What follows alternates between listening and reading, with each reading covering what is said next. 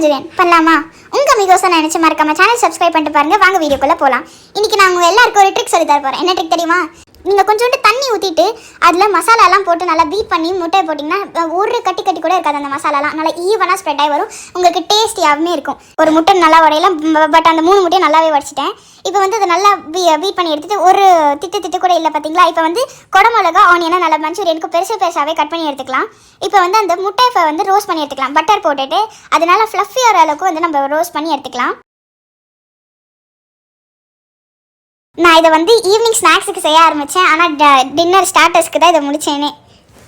பார்த்தீங்களா நல்லா ஃப்ளஃபியாக வந்துருச்சா? இப்போ வந்து இதை மறுபடியும் பொரிக்கிறதுக்கு மசாலா ரெடி பண்ணலாமா?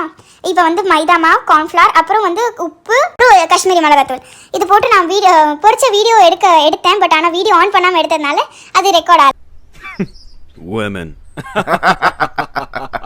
இப்போ வந்து மஞ்சூரியனுக்கு நம்ம அந்த கட் பண்ணி வச்ச வெங்காயமும் குடமிளகாவையும் நல்லா பட்டரில் போட்டு வதக்கி எடுத்துட்டு இப்போ இஞ்சி பூண்டு பேஸ்ட் இருக்குல்ல அதை போட்டு நல்லா மிக்ஸ் பண்ணி எடுத்துக்கலாம்.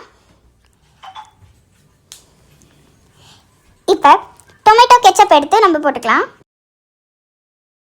டொமேட்டோ கெச்சப் போட்டு கொஞ்சம் தண்ணி ஊற்றிட்டு இது கொஞ்சம் திக்காக வரணுன்றதுக்காக கார்ன்ஃப்ளவர் மாவை கரைச்சி ஊற்றிக்கிறேன். இப்போ வந்து காஷ்மீரி மிளகாத்தூள் கொஞ்சோண்டு போட்டுட்டு பெப்பர், உப்பு, அதுக்கப்புறம் நான் வந்து பொரிச்சு வச்சோம்லே அந்த முட்டை அது வந்து நான் இதில் போட்டால் அவ்வளோதான், டிஷ் ரெடி. இதுக்கப்புறம் என்ன வேலை? சாப்பிட வேண்டியது தான். வரட்டா?